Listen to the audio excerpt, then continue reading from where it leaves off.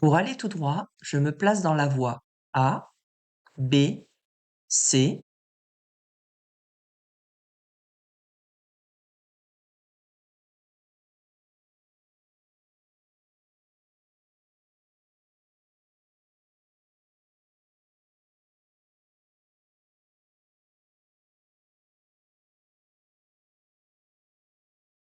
Alors on peut voir que sur ce panneau-là, on a au début, on a 3 voies, dont la première un peu plus tard va se séparer pour aller soit à droite, soit tout droit. La deuxième qui est au milieu, c'est pour aller tout droit uniquement. Et celle qui est à gauche, c'est pour aller dans la voie de gauche. Comme dans la question, on nous précise rien de particulier, là on est en marche normale. Donc quand on a le choix entre 2 voies possibles, parce que là pour aller tout droit, on a 2 voies possibles. Quand on a le choix entre 2 voies possibles, on doit toujours utiliser celle de droite, en marche normale. Vous pourrez utiliser celle de gauche parce que, par exemple, la voie de droite est encombrée ou que vous avez l'intention d'effectuer un dépassement. Là, ce n'est pas le cas. Donc, comme la voie de droite n'est pas encombrée, même encore mieux, il y a moins de monde, j'utilise la voie de droite automatiquement. Donc, ces réponses C. Ce conducteur peut circuler à 110 km/h. Oui, réponse A. Non, réponse B.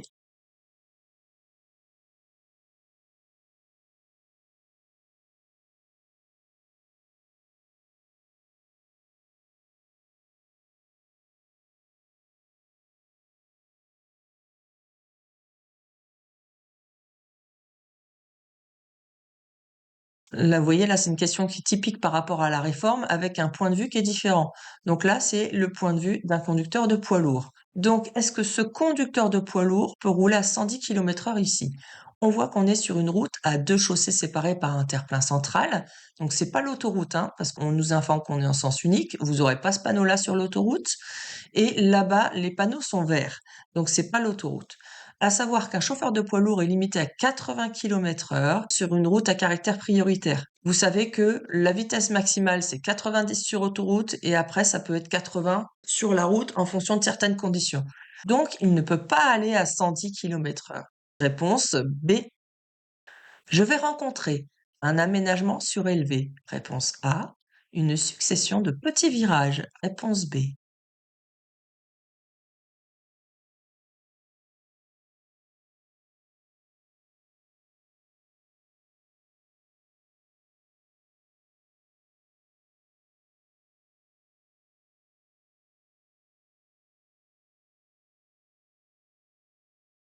Donc on nous annonce un passage pour piétons. Donc un passage piéton n'est pas forcément surélevé, hein, donc il n'y aura pas de petite bosse au niveau du passage piéton. Et on nous annonce une chicane.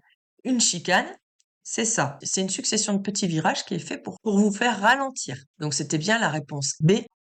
Je suis limité à 80 km/h. Réponse A, 90 km/h. Réponse B.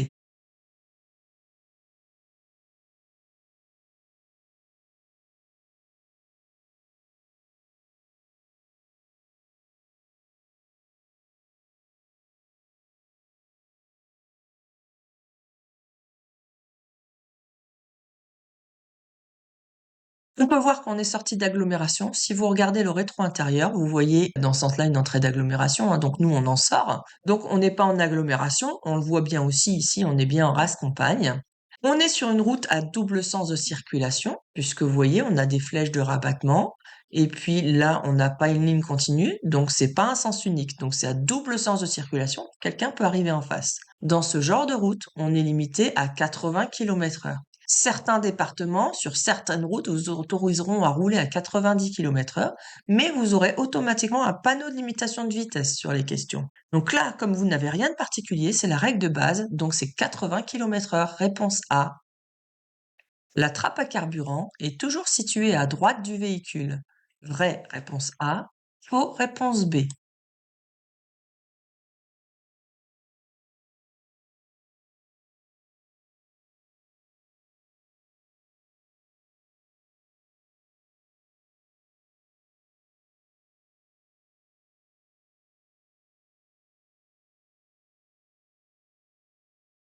Alors non, ça peut être à droite comme ça peut être à gauche.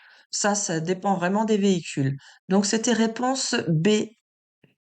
Ce virage peut masquer une intersection. Oui, réponse A. Non, réponse B. Un usager vulnérable.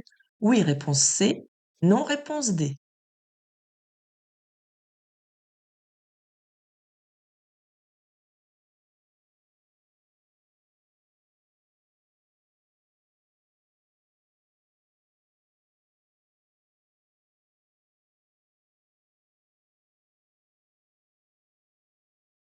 Derrière un virage, on ne sait jamais ce qu'on va avoir. Donc, on peut très bien avoir une intersection, un usager vulnérable. Donc, c'est un usager vulnérable, ça peut être un piéton, un cycliste. Vous pouvez rencontrer plein de situations. Donc, c'était oui aux deux. Réponse A et C.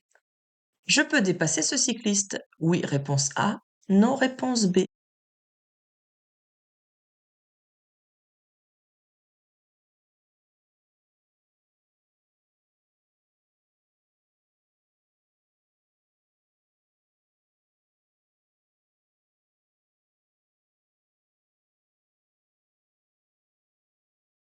Alors, on regarde, on peut dépasser le cycliste en chevauchant la ligne continue. Attention, hein, c'est pas franchir, hein. Franchir, c'est les 4 roues de l'autre côté, c'est pas le cas, hein. Donc, on a le droit de chevaucher la ligne continue en respectant évidemment les 1 mètre, parce qu'apparemment nous sommes en agglomération puisqu'on voit des maisons, mais c'est le minimum, hein. Si vous pouvez faire un peu plus, vous faites plus. Donc, on a le droit de chevaucher pour dépasser ce cycliste seulement si toutes les bonnes conditions sont réunies. Donc, personne derrière en train de nous dépasser, personne qui arrive en face, j'ai l'espace nécessaire pour pouvoir me rabattre, et je peux donc chevaucher la ligne continue sans la franchir, tout en respectant mes distances de sécurité. Donc c'est des oui, réponse A. Je suis limité à 110 km/h à hauteur des panneaux. Oui, réponse A. Non, réponse B. Je freine immédiatement. Oui, réponse C. Non, réponse D.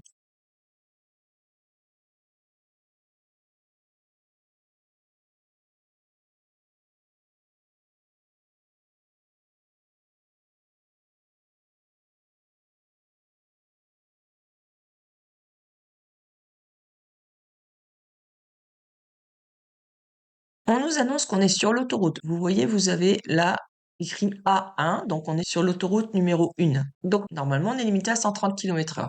Là, on nous informe qu'on doit réduire la vitesse à 110 km/h. Mais est-ce que c'est maintenant? Si on regarde en dessous, il y a le panonceau. Et le panonceau nous dit que c'est dans 200 mètres. Attention à ne pas confondre avec celui-ci qui nous dit que c'est pendant 200 mètres. Donc, avec celui-là, là, ça agit tout de suite et ça dure 200 mètres. Avec celui-ci, ça n'agit pas maintenant. Ça va commencer seulement dans 200 mètres, la limitation à 110 km/h. Donc, j'ai encore le temps de réagir. Est-ce que je suis limitée à 110 km/h à hauteur des panneaux? Non, ça sera dans 200 mètres, donc c'est réponse B. Est-ce que je freine immédiatement? Je vais uniquement décélérer parce que vous voyez, je suis à 130 km/h et c'est seulement dans 200 mètres. Donc ça me permet justement d'avoir le temps de perdre ma vitesse progressivement sans surprendre ceux de derrière. Donc je ne vais pas freiner tout de suite, surtout que j'ai du monde derrière. Plus je vais agir en douceur, moins ce sera dangereux. Donc c'était réponse B et D. Je lâche l'accélérateur dès maintenant. Oui, réponse A. Non, réponse B.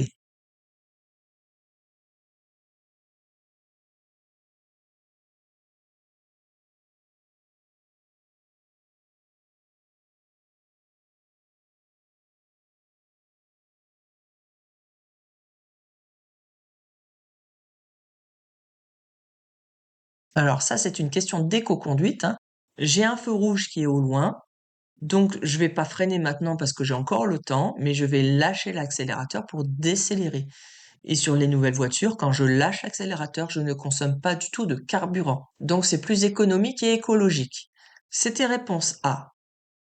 Cette voiture peut utiliser temporairement la bande cyclable d'en face pour dépasser le cycliste.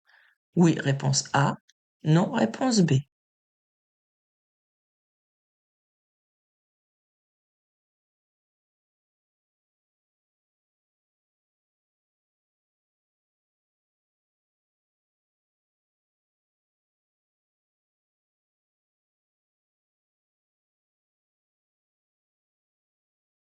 Alors, vous voyez, c'est encore un point de vue d'un cycliste cette fois-ci.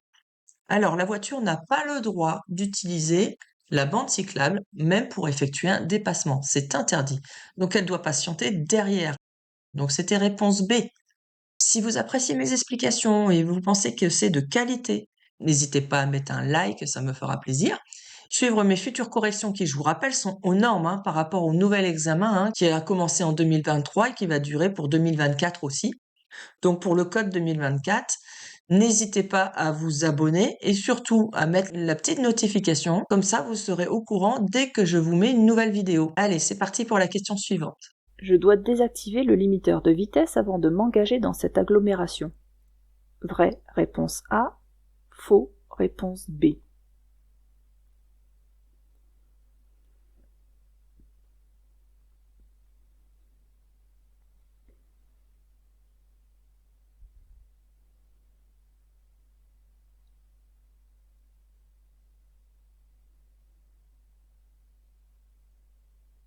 Un limiteur de vitesse permet au conducteur de régler la vitesse limite qu'il ne veut pas dépasser. Donc s'il tente d'aller au-delà de la vitesse programmée, la pédale d'accélérateur devient inactive, d'accord ?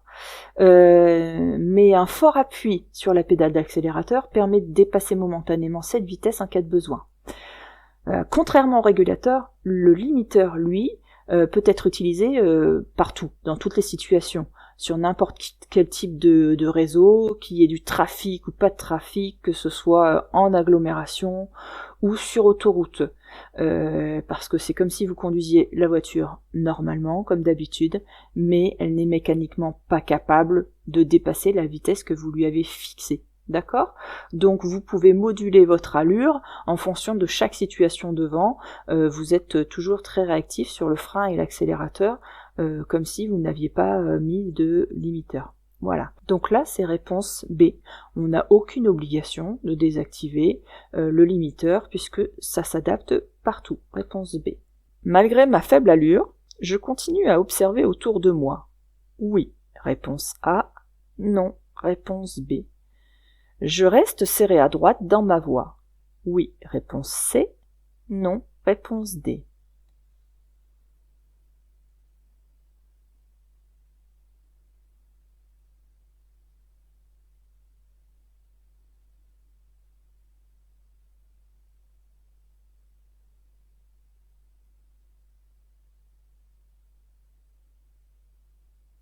C'est pas parce qu'on a une allure lente qu'on doit être dispensé d'observer autour de soi. Surtout que là, il y a un trafic énorme, d'accord ? Donc les véhicules peuvent freiner brusquement, donc ce qui veut dire que je dois vraiment observer régulièrement. Il peut y avoir des véhicules qui veulent changer de voie, par exemple celle-ci, on ne sait pas trop, elle est près du marquage. Est-ce qu'elle va s'écarter ou est-ce qu'elle reste là mais un peu proche de moi ? Donc je dois observer autour de moi. Et puis aussi derrière, dans le rétroviseur, on voit qu'il y a un motard qui est qui fait une circulation entre fils, qui est entre deux voies. Donc il risque de passer aussi proche de moi, entre les deux voies. Ce qui veut dire qu'il faut aussi que je reste serré à droite dans ma voie. Donc là, malgré mon allure faible, je continue à observer autour de moi. Oui, réponse A. Je reste serré à droite dans ma voie. Oui, réponse C. La voiture se rabat brutalement devant moi. La meilleure chose à faire est de klaxonner, réponse A, de faire des appels de phare, réponse B, de ralentir et serrer à droite, réponse C.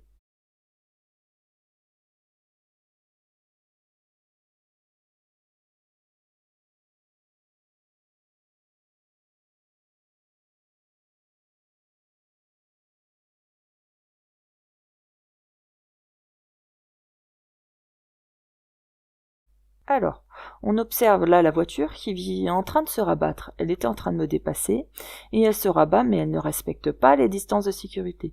C'est-à-dire que normalement, avant de se rabattre, on doit regarder les rétroviseurs et on doit voir le véhicule que l'on est en train de dépasser entièrement dans le rétroviseur avant de se rabattre. Ce qui fait que on se rabat en respectant les distances de sécurité. Là, il ne respecte pas du tout ça. Donc ma distance de sécurité est vraiment très faible, donc il nous met en danger. Alors qu'est-ce que je vais faire ? Si je klaxonne ou que je fais un appel de phare, je risque de le surprendre. À cette allure-là, sur un axe rapide comme ici, s'il fait le moindre coup de volant, il risque de perdre la maîtrise de son véhicule. Donc je vais éviter de faire ça et je vais plutôt ralentir et serrer à droite pour reprendre rapidement les distances de sécurité. Donc là, c'était réponse C.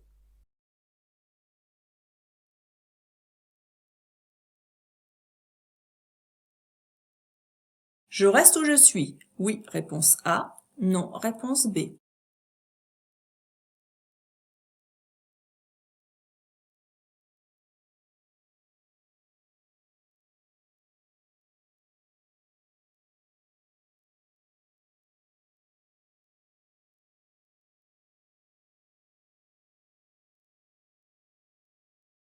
Donc je pense pas, je vous remets pas la vidéo, je pense pas que ce soit nécessaire. On voit que depuis tout à l'heure, on circule là sur une voie réservée, donc une bande cyclable. Et on n'a pas le droit. Tout à l'heure, on avait une question, savoir si on pouvait s'arrêter dessus. On a vu on n'avait pas le droit de s'arrêter ni stationner, mais on n'a pas le droit d'y circuler non plus. On a uniquement le droit, par exemple, de traverser soit pour tourner à droite, parce qu'il y a une rue à droite, ou pour rentrer chez soi, imaginons là qu'on habite ici. Là, on a le droit de traverser pour pouvoir rentrer dans notre jardin. D'accord ? Donc, est-ce que je reste où je suis ? Non. Réponse B. L'application stricte de la priorité à droite permet de franchir facilement cette intersection. Oui, réponse A. Non, réponse B.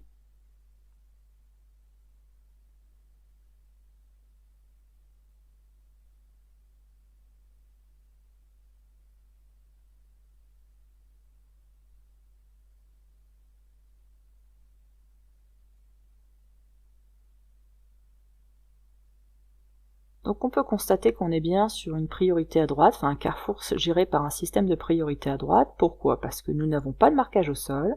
Là on voit pas de stop, pas de céder le passage. Ici non plus, il n'y a pas de stop, pas de céder le passage. Et donc en face forcément non plus. Donc c'est un système de priorité à droite. Moi, qu'est-ce que je fais ? J'avance, j'ai un véhicule sur ma droite, donc je dois le laisser passer.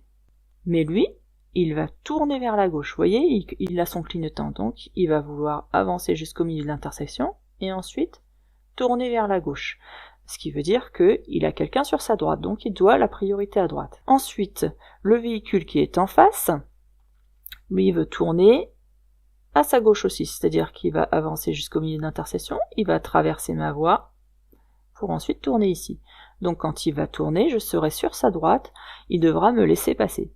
Donc en résumé, moi je dois laisser passer le motard doit laisser passer la voiture grise et la voiture grise doit me laisser passer. Donc tout le monde se doit la priorité à droite. Alors comment allons-nous faire dans ces cas-là ? Eh bien on va appliquer dans ce cas-là la règle de courtoisie. Et donc on va régler ça par geste, on va se mettre d'accord entre nous pour savoir qui va passer en premier. Donc c'est pas si simple que ça, donc la situation est plus compliquée quand on est tous gérés par une priorité à droite tous en même temps. Donc, est-ce que ça permet de franchir facilement cette intersection ? Eh bien non, puisqu'on va être obligé de se mettre d'accord entre nous pour savoir qui va passer. Donc là, c'était réponse B. En quittant mon véhicule, je vérifie le bon serrage du frein de parking. Oui, réponse A. Non, réponse B. Je vérifie que toutes les portes sont bien verrouillées. Oui, réponse C. Non, réponse D.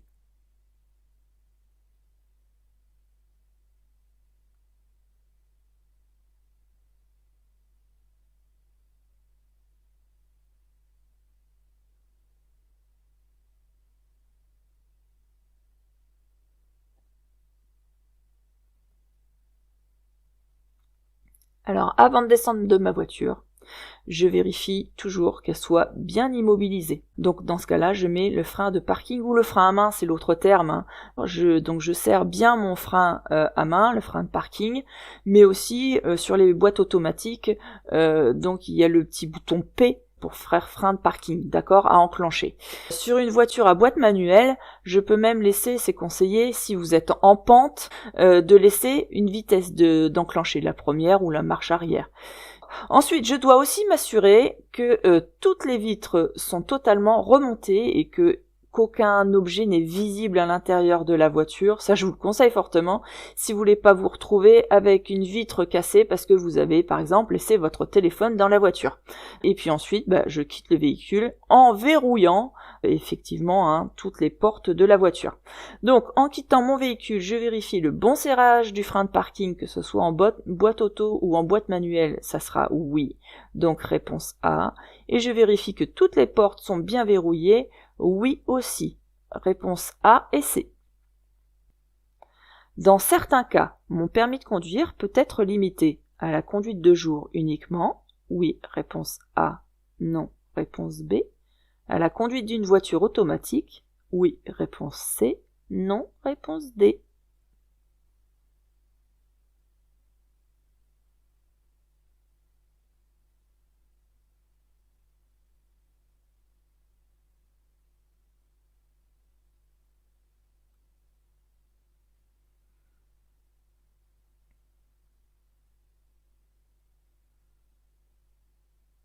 Certaines pathologies peuvent avoir des circonstances sur la conduite. Donc une visite médicale dans ce cas-là, chez un médecin agréé par la préfecture, est obligatoire. Par exemple, pour certains problèmes de vue, il peut autoriser la conduite uniquement de jour. Si je suis atteint d'un handicap, le plus souvent physique, il peut imposer de conduire une boîte à vitesse automatique, pour simplifier. Donc là, c'était réponse A et C. Je souffre de diabète sévère. Je dois consulter un médecin agréé pour savoir si je suis apte à la conduite. Oui, réponse A. Non, réponse B.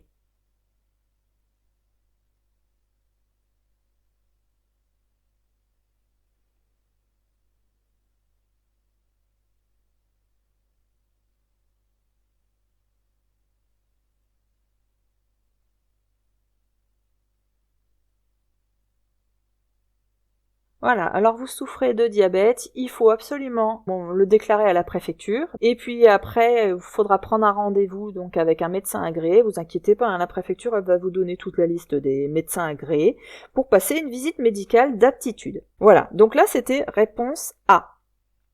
Pour avertir de mon approche, je klaxonne. Oui, réponse A. Non, réponse B. Je fais des appels de phare. Oui, réponse C. Non, réponse D.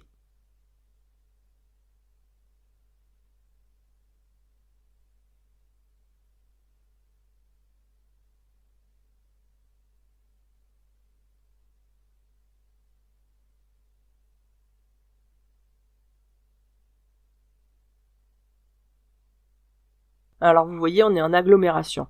La règle pour le klaxon en agglomération, c'est je ne peux pas klaxonner, c'est interdit, sauf en cas de danger immédiat. Là, c'est pas un danger immédiat, c'est juste un manque de visibilité. Donc c'est à moi d'adapter l'allure en fonction de ce manque de visibilité.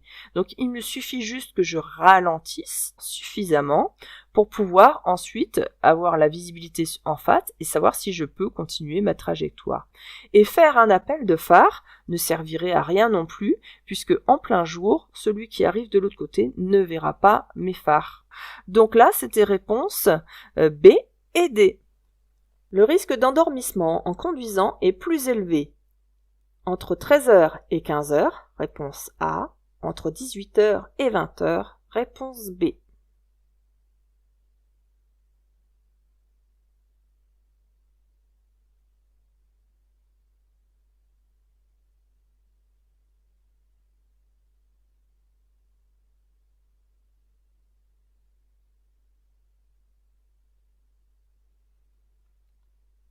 Donc pareil, on va voir si vous avez trouvé la réponse, ceux qui ont eu accès aux questions. Donc le risque d'endormissement en conduisant, il augmente sensiblement en début d'après-midi, c'est-à-dire entre 13h et 15h. Et là où c'est le plus fort, mais vraiment le risque le plus important, c'est entre 3h du matin et 5h. Donc c'est pareil, ça si vous le savez pas, entre 13h et 15h et 3h et 5h, vous le notez sur une petite fiche comme je vous le conseille là dans les explications, dans les petites vidéos que je vous ai fait en formation. Et puis vous le révisez régulièrement de manière à ne plus faire d'erreur là-dessus. Alors, c'était réponse A, entre 13h et 15h. Des objets posés sur la plage arrière affectent la visibilité. Oui, réponse A. Non, réponse B. peuvent devenir des projectiles. Oui, réponse C. Non, réponse D.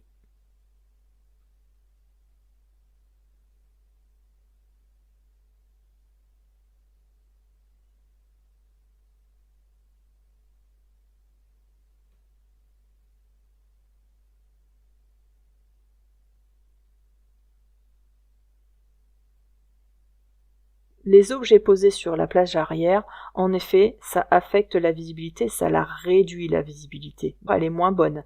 Donc là, c'était oui. Est-ce que ça peut devenir des projectiles? Oui, ça peut devenir des projectiles. Et quelques grammes sur la plage arrière, que par exemple un téléphone peut vite devenir, en fonction de votre vitesse, des kilos qui sont projetés. Donc il faut faire attention à ça. Donc c'était réponse A et C.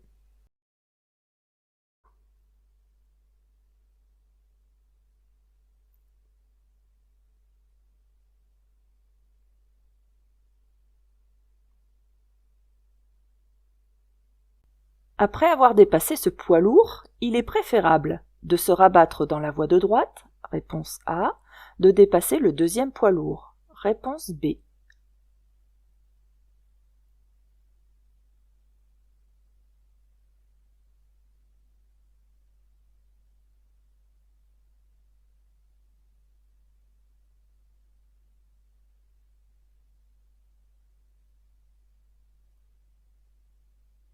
Alors, ici, nous sommes sur une route à 2 chaussées séparées par un terre-plein central. Il y avait même une cartouche rouge tout à l'heure qui nous disait qu'on était sur l'autoroute, et on avait même rencontré des panneaux bleus. Si on revient en arrière, vous voyez bien ici, il y a le panneau d'autoroute, d'accord, avec une ligne de dissuasion de sortie pour nous dire qu'on n'a pas le droit de sortir. Vous avez une cartouche autoroute ici. Vous avez vu, il y avait très peu d'espace entre les deux poids lourds, d'accord? Donc là, si je me rabats, il n'y aura pas l'espace nécessaire, c'est-à-dire que là, entre les deux poids lourds, il faut une distance de sécurité minimum obligatoire entre moi et celui de devant, mais aussi une distance de sécurité obligatoire entre moi et le poids lourd qui est avant, qui est juste à côté là. Mes distances de sécurité ne seront pas suffisantes. Donc comme on est en sens unique, ça ne pose aucun souci de rester plus longtemps sur la voie de gauche pour terminer le dépassement du deuxième poids lourd, d'accord? Donc là, c'était réponse B. Vérifiez l'angle mort avant de partir, évite de surprendre. Réponse A. Évite d'être surpris. Réponse B. Évite l'usage du clignotant. Réponse C.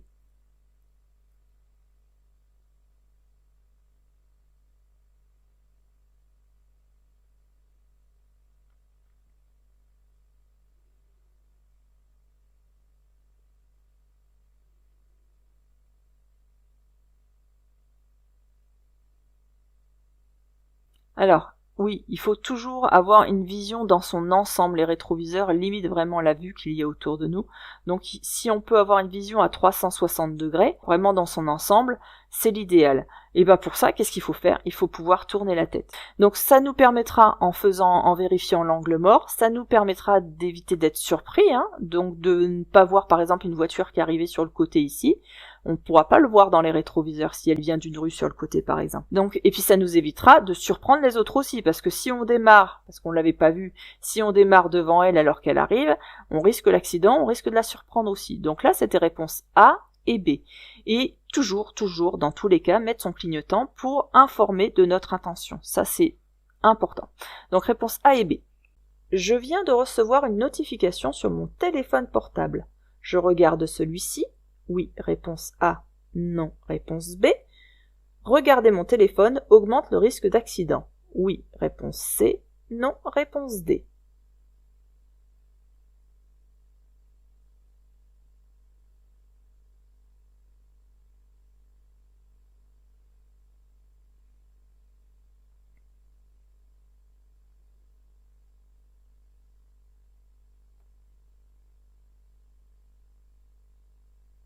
En règle générale, rien que le fait de regarder une notification sur un téléphone, ça va vous prendre 2 à 3 secondes. C'est pour ça que c'est interdit d'utiliser ou de regarder son téléphone en conduisant.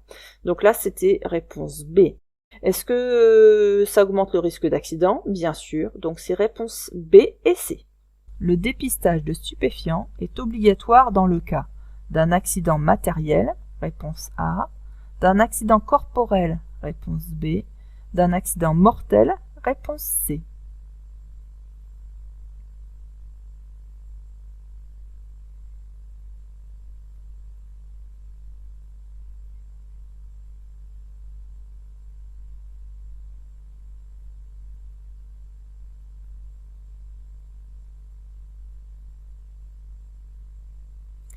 Et si je me souviens bien, c'était une des questions aussi qu'il fallait réviser.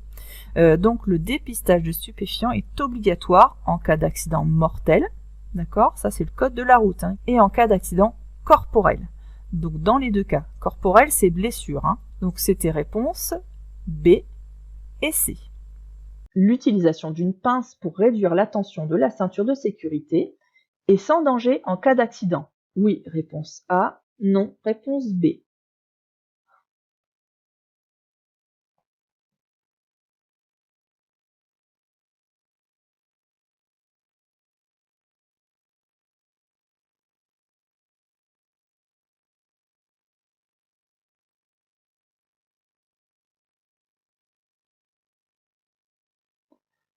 Alors, il y en a qui mettent ça pour une histoire de confort. Mais c'est dangereux en fait. Il faut surtout pas utiliser ça. Le but de la ceinture, c'est de vous plaquer contre le siège. Et il y a même au niveau du bassin, il y a un prétentionnaire qui va plaquer votre bassin, va plaquer vos fesses contre le siège, de manière à ce que vous n'avanciez pas trop. Le but, c'est de ne pas taper ni le volant, parce que vous allez projeter un peu vers l'avant, ni le volant, ni le montant de la voiture, ou de ne pas passer non plus à travers la ceinture et d'être éjecté. Parce que si la ceinture est détendue, vous pourriez très bien glisser entre le siège et la ceinture. Donc pour toutes ces raisons-là, l'utilisation d'une pince, ça empêche de vous bloquer, de bien vous caler contre le siège, d'accord, et de vous coincer contre le siège pour éviter d'être éjecté ou de taper un montant par exemple. Donc pour ces raisons-là, il ne faut pas utiliser une pince, c'est dangereux. Donc là, c'est réponse B. La camionnette crée une zone d'incertitude. Oui, réponse A. Non, réponse B. Je le dépasse. Oui, réponse C. Non, réponse D.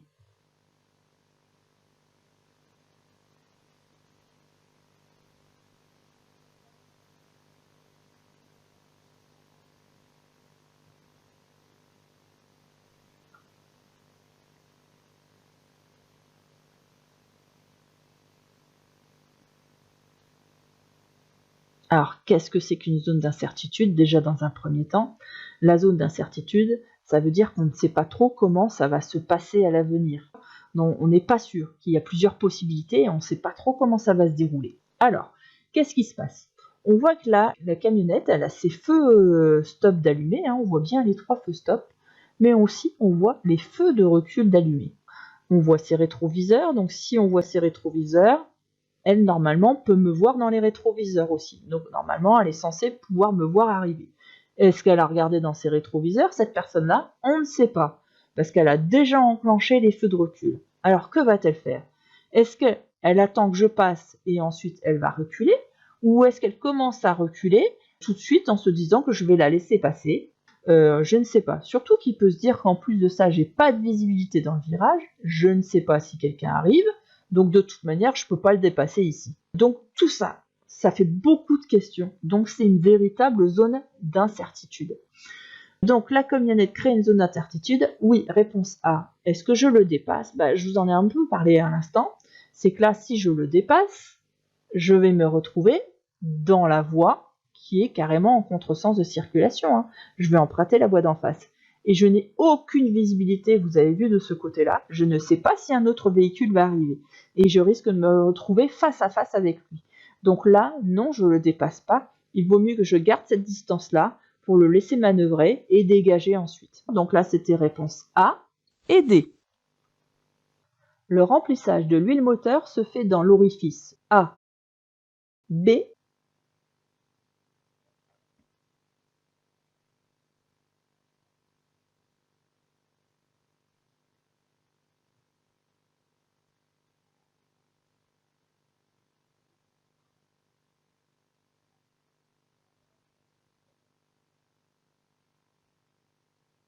Alors ici vous avez deux types de bouchons. Alors il y en a un, vous savez, c'est la petite jauge. On tire la petite tige qui est métallique pour voir le niveau d'huile moteur.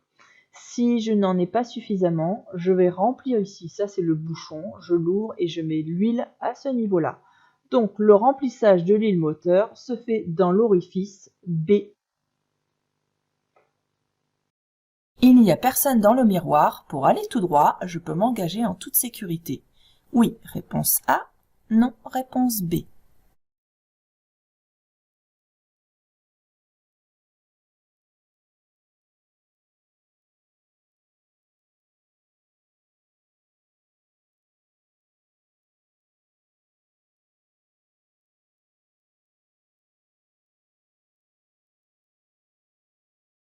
Alors, qu'est-ce qu'on peut observer dans cette intercession? Là, on nous dit que on veut aller tout droit. Est-ce que je peux m'engager en toute sécurité, sachant qu'il n'y a personne dans le miroir? Alors, si je vais tout droit, déjà dans un premier temps, je vais laisser la priorité à droite, parce qu'ils n'ont pas de stop, pas de céder le passage.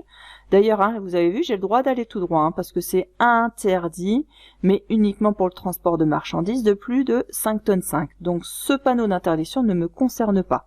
Donc, vous laissez pas perturber par cette signalisation. Ensuite, c'est pas parce que je ne vois rien dans le miroir que je peux traverser en toute sécurité. La vision dans un miroir est très déformée et on a une mauvaise idée des distances et des vitesses d'approche. Et des fois, on voit pas très bien non plus. On a même du mal à voir si un véhicule arrive.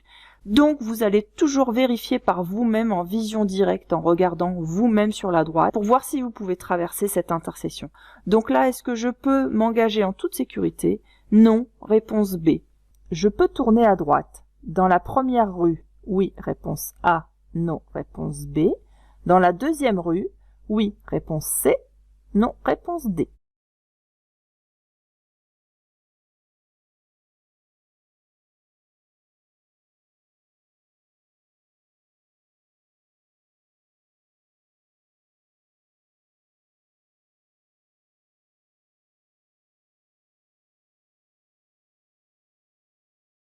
Alors, qu'est-ce qu'on peut constater comme signalisation?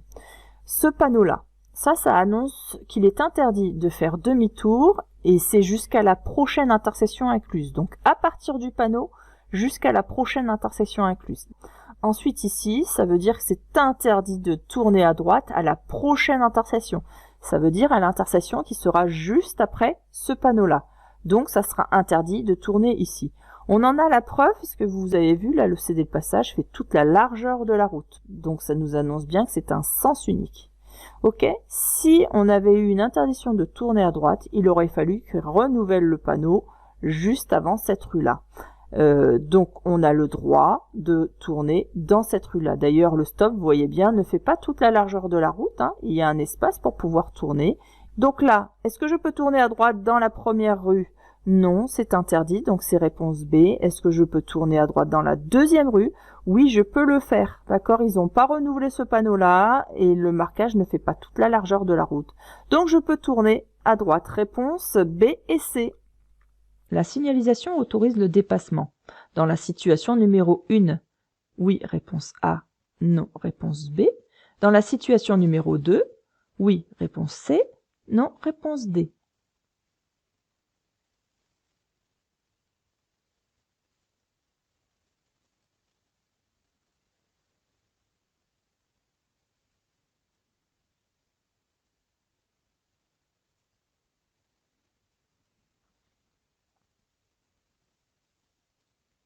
Alors vous voyez ici, ce sont des panneaux de danger. Hein. Dans les deux cas, ce sont des panneaux de danger. Quand c'est un panneau de danger et que nous sommes hors agglomération, hein, on voit bien qu'ici c'est hors agglomération, le panneau de danger est mis 150 mètres avant. Il faut savoir que si vous faites un dépassement, donc on considère qu'il y a 20 km/h d'écart entre vous et la voiture que vous voulez dépasser, il vous faudra donc 250 mètres pour faire un dépassement. Donc vous n'aurez pas terminé votre dépassement avant d'aborder l'intersection. Vous serez en plein dépassement au moment où vous allez aborder l'intersection. Là, on nous demande la signalisation, est-ce qu'elle nous autorise le dépassement? Alors, il est interdit de dépasser dans une priorité à droite, sauf un deux roues si j'ai suffisamment de visibilité, uniquement dans cette condition-là. Donc, vous ne pouvez pas dépasser quand vous avez une priorité à droite. Là, on me dit que à la prochaine intersection, je suis prioritaire, donc j'ai le droit de dépasser. Attention, c'est risqué, je ne vous le conseille pas, mais légalement, vous avez le droit d'effectuer un dépassement, évidemment si personne n'arrive en face, hein, on est bien d'accord. Voilà, le marquage au sol ne nous interdit pas de dépasser, vous avez vu, vous avez des pointillés à chaque photo, donc vous avez une autorisation de dépasser.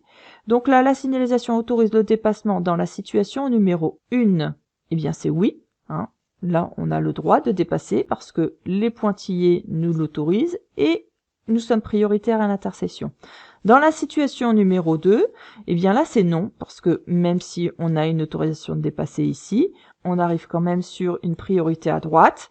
Et donc là, c'est interdit de dépasser une voiture. Donc, c'est réponse A et D. Étant en période probatoire, mon permis est invalidé suite à la perte de tous mes points. J'ai interdiction de conduire pendant une durée minimale de 3 mois, réponse A, 6 mois, réponse B, 12 mois, réponse C.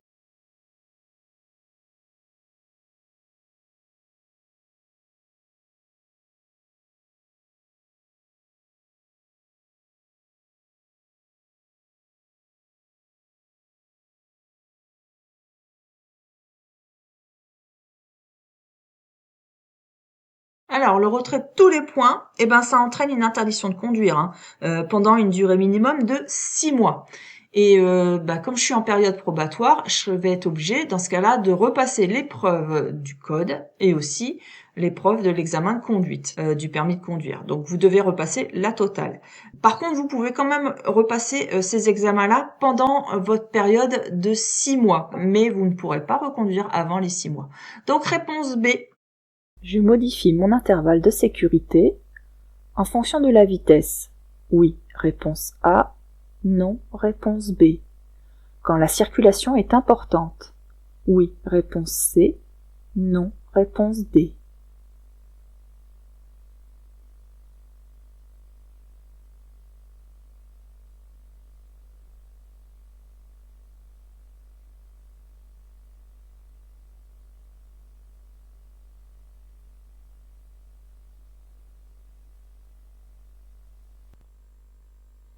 Donc, je dois laisser un intervalle toujours de 2 secondes entre deux véhicules, entre les véhicules.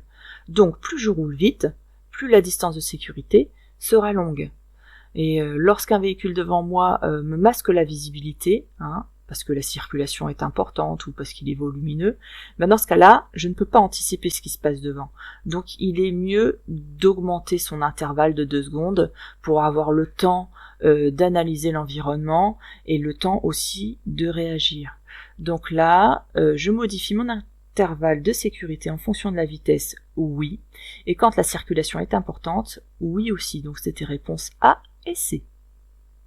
Le véhicule blanc est arrêté pour discuter avec le piéton. Je serre à droite et je ralentis. Réponse A. Je ralentis et je serre à droite. Réponse B. Je fais un appel de phare. Réponse C. Je klaxonne. Réponse D.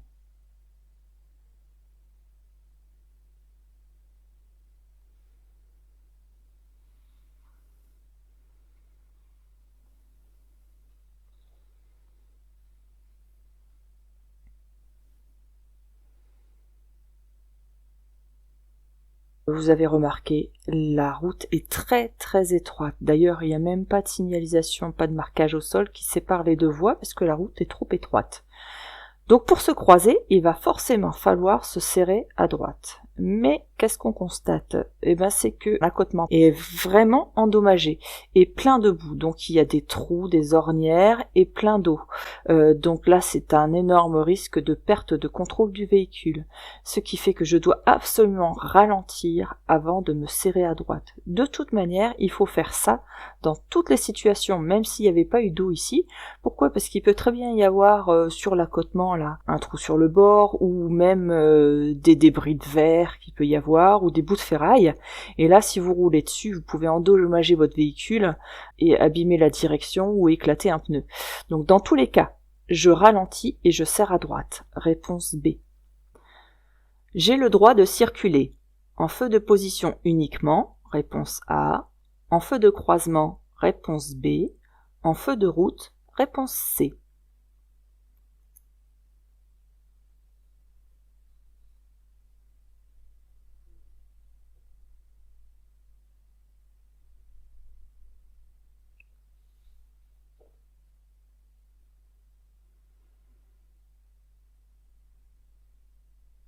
Alors on va procéder ici par élimination. Alors les feux de position, on a le droit uniquement en agglomération éclairée. Éclairée, ça veut dire qu'il y a des lampadaires comme ici qui sont allumés. Mais est-ce qu'on est en agglomération? On va observer. Là, vous voyez qu'on est sur une route à 2 chaussées séparées par un terre-plein central, avec une sortie d'annoncé. On voit aussi la borne d'appel téléphonique, donc, et on voit aucune maison, en confirmation. Donc, on n'est pas en agglomération. Donc, je ne peux pas mettre mes feux de position. Même s'il y a un éclairage, il faut agglo-éclairer. Ensuite, les feux de croisement, nous allons voir, c'est quand on peut pas mettre les feux de position et les feux de route. Alors les feux de route, quand est-ce qu'on peut les mettre? Eh bien les feux de route, je n'ai le droit de les mettre que si il n'y a pas d'éclairage, qu'on soit en ville ou pas en ville, en agglo ou hors agglo. Votre seul critère pour les feux de route, évidemment qu'il n'y ait personne en face, mais là on est en sens unique et il n'y a personne en face, donc le seul critère c'est qu'il n'y ait pas d'éclairage du tout. Donc là il y a un éclairage, donc je ne peux pas mettre mes feux de route, ce qui veut dire qu'il me reste les feux de croisement. Donc, quand je peux pas mettre mes feux de route, je dois passer en feu de croisement. Donc là, c'était réponse B. Dans cette situation, il est préférable d'accélérer. Oui, réponse A. Non, réponse B. De freiner. Oui, réponse C. Non, réponse D.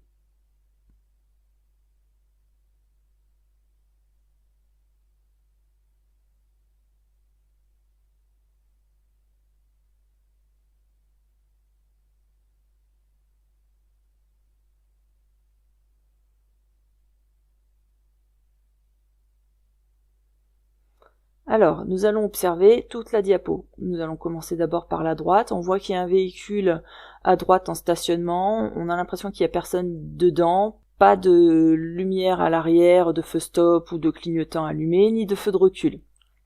À l'arrière, personne dans notre voie et une personne qui a une autre voiture, là, la blanche, qui est en train de circuler sur la voie de gauche et qui va peut-être nous dépasser.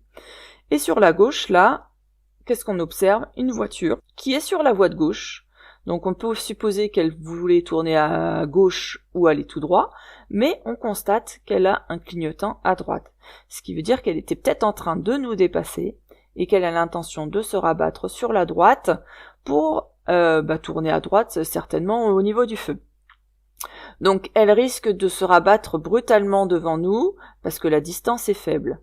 Donc là, si j'accélère, je vais me retrouver un peu plus à sa hauteur, parce que là, elle est légèrement devant moi. Si j'accélère, je vais me retrouver vraiment à sa hauteur et dans son angle mort encore plus. Donc le risque est plus important qu'il y ait un accident. Si je freine, surtout qu'il n'y a personne derrière, ça ne pose pas de danger vers l'arrière, et je la laisse, dans ce cas-là, aller un peu plus sur le devant, pour qu'elle puisse se rabattre, et donc là, j'évite tout risque d'accident. Donc dans cette situation, il est préférable d'accélérer, non, réponse B, de freiner, oui, réponse C. Dans cette situation, quand personne ne me dépasse, je suis obligé d'emprunter la voie de gauche, oui, réponse A, non, réponse B.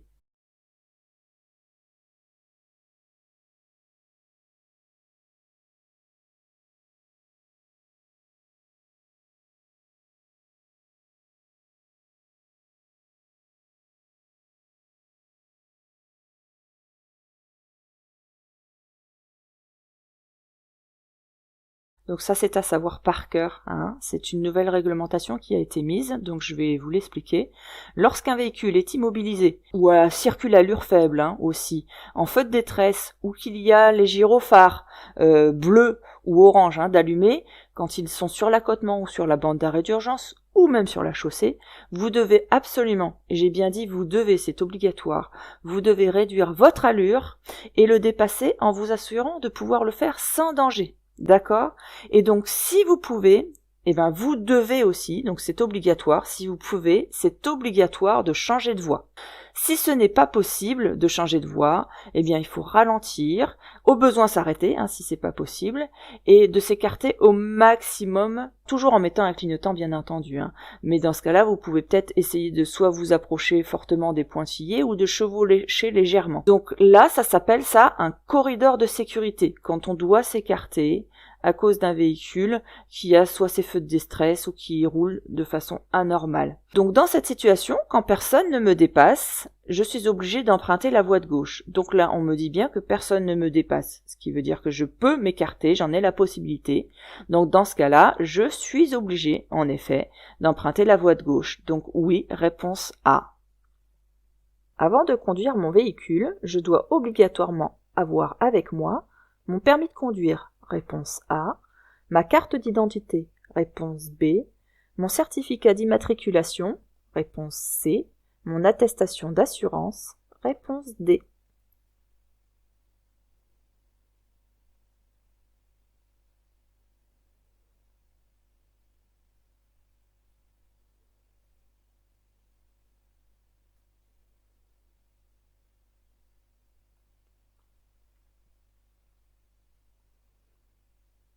Les documents obligatoires, c'est quoi? Eh bien, c'est le permis de conduire. D'ailleurs, c'est aussi considéré comme une pièce d'identité.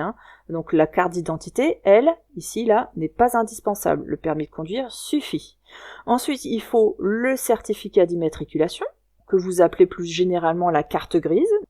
Il faut aussi la vignette du contrôle technique, sauf si la voiture est neuve. Dans ce cas-là, il n'y a pas de contrôle technique. Et vous devez aussi avoir le certificat d'assurance, avec l'attestation d'assurance. Donc là, c'était réponse A, C et D. Question 9. Des passagers peuvent réduire la vigilance du conducteur. Oui, réponse A. Non, réponse B.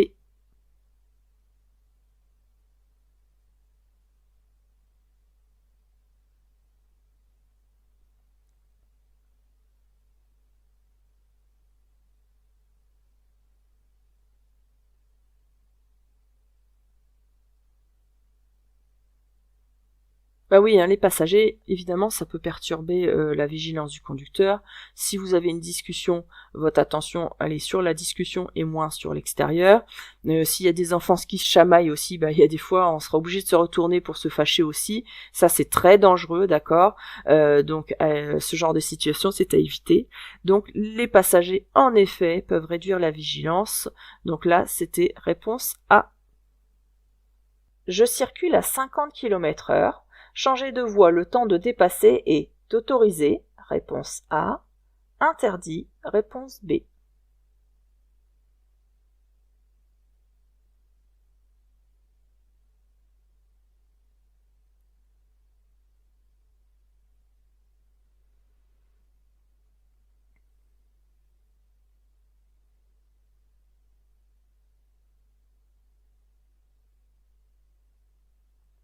Alors, qu'est-ce qu'on voit? On voit les pointillés larges et resserrés. Et on a aussi le panneau qui nous dit véhicule lent. Donc nous sommes ici dans une voie réservée pour véhicule lent.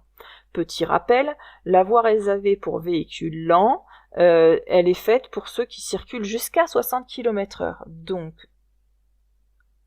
voilà, jusqu'à 60 km/h. Ce qui veut dire que si je suis à 50 km/h, je peux circuler. Si je suis à 60, je peux circuler. Si je suis à 65, je ne peux pas circuler dans cette voie-là.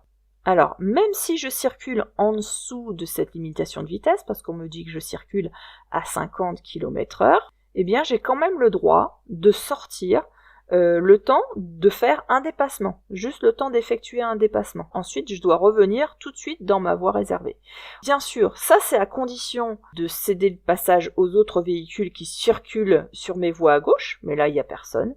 Je ne dois pas les obliger à changer de voie pour moi m'écarter ensuite. Je ne dois pas les gêner dans leur circulation, je ne dois pas les faire ralentir. Ok ? Et ensuite, si je circule toujours à 60 ou moins de 60 km/h, eh bien je dois revenir dans ma voie pour véhicule lent. Donc là, c'était réponse A.